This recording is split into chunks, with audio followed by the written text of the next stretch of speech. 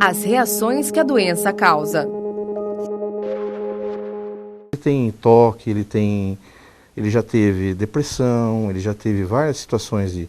Agora, o que mudou nele, nessa questão, é que desde pequenininho a gente sempre tratou com amor, a gente sempre falava que amava ele, quando ele estava dormindo falava no ouvido dele, eu amo você e tal, sempre com aquele carinho, com aquele afeto, com aquela coisa, e ele é carinhoso. Mesmo agora, esses dias atrás, ele teve um surto, porque tem variações também, questões, né, de temperatura, isso também a gente sabe que existe.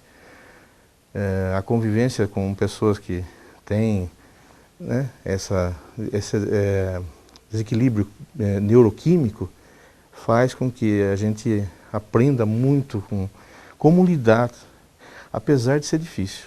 Mas uma das coisas principais é o amor, a atenção, o carinho, mesmo a paciência que às vezes esgota.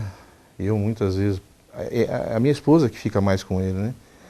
Ela poderia até falar muito mais do que eu. Hoje mesmo ela falou para mim que saiu com ele, sempre está fazendo isso. Ele dá show, ele quer, começa a falar que ele é do pânico, que ele é do... E as pessoas que estão de fora se assustam, né? Porque elas não entendem isso. E existe uma discriminação, né? O preconceito e a discriminação. Tinha aquele preconceito que, tipo, nossa, ou eles pensavam que era frescura, ou eles pensavam que eu era louca. Ou era 8 ou 80. Então tinha gente que falava, poxa, eu não vou trabalhar com ela. Mesmo eu estando de alta, de tratamento, eu não vou trabalhar com ela. Porque ela é louca, ela vai me dar um tiro. Mas assim, já ouvi, assim, né, falando, assim, e já ouvi, tipo assim, porque tinha uma escala de serviço e muitas rasuras, muita mudança. Eu colocava um para trabalhar, aí eu acho que aquele não queria trabalhar. Então ele ia lá, reclamava, ia lá, apagava, colocava outro. Aí aquele também não queria, entendeu? Eu era discriminada assim. E discriminada também, assim, eu sentia vergonha, porque eu tomava remédios fortes. E eu sentia vergonha assim, até numa manicure que eu ia. Porque os remédios fazem a gente tremer, no caso, assim. As pessoas olhavam, tipo, nossa, eu já ouvi até falar, nossa, será que não é droga?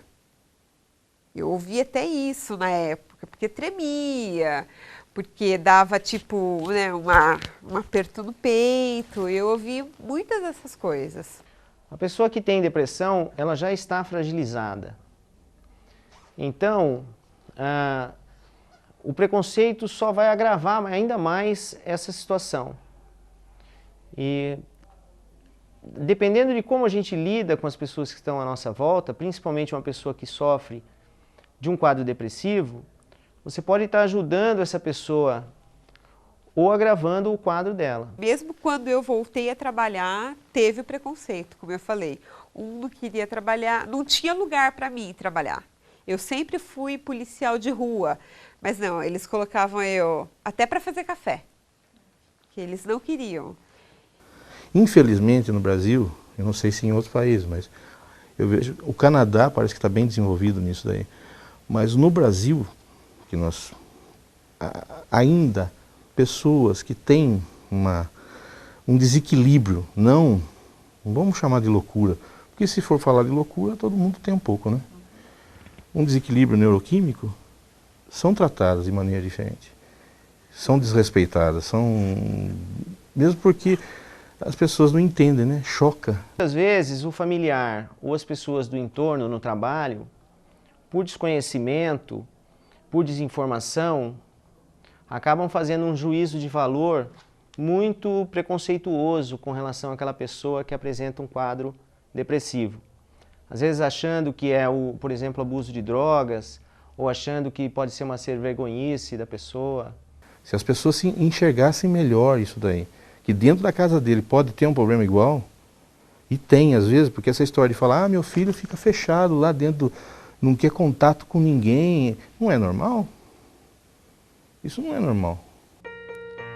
O apoio da família é fundamental para a ajuda na recuperação dos pacientes com doenças mentais.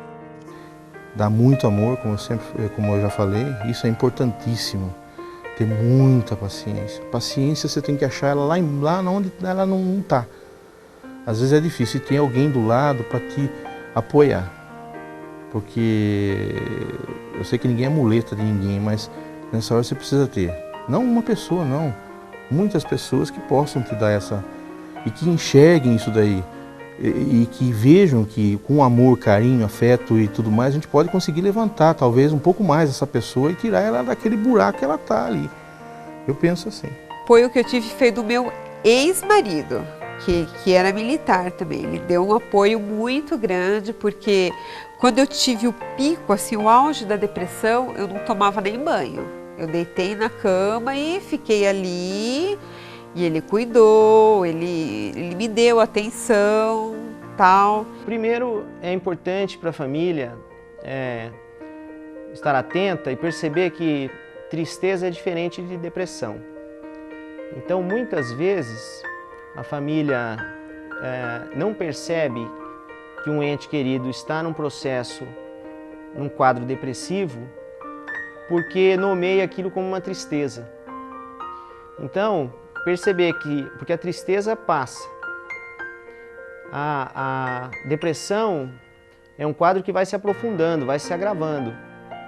Então, ao perceber isso, o familiar deve alertar aquele que está passando por esse problema para que ele possa procurar ajuda profissional.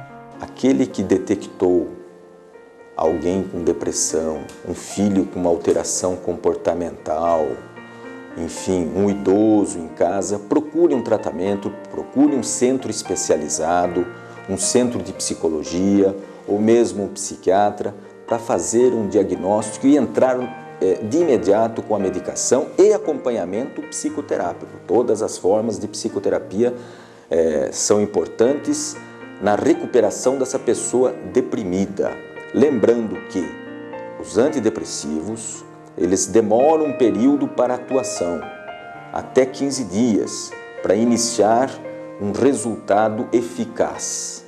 E para isso é importante o acompanhamento médico, psicológico frequente, para que nós não cheguemos a um quadro pior, que seria até tentativas de suicídio. A mensagem assim que eu tenho não seria assim bem para a pessoa que está passando por isso, mas para o familiar da pessoa. Para o familiar da pessoa ver que não é frescura, que a família é essencial, o remédio é essencial e para ajudar mesmo, porque a família é o que dá aquela força para não pensar não que é frescura, que é loucura, que ajudar que dá para levar, sim. Agora, a esperança minha ainda é que mais para frente a gente consiga uma cura para esses problemas, né? Pelo menos, se não uma cura, pelo menos que se aproxime mesmo. Agora, o mais importante de tudo é o amor. Isso daí é o remédio melhor que a gente pode dar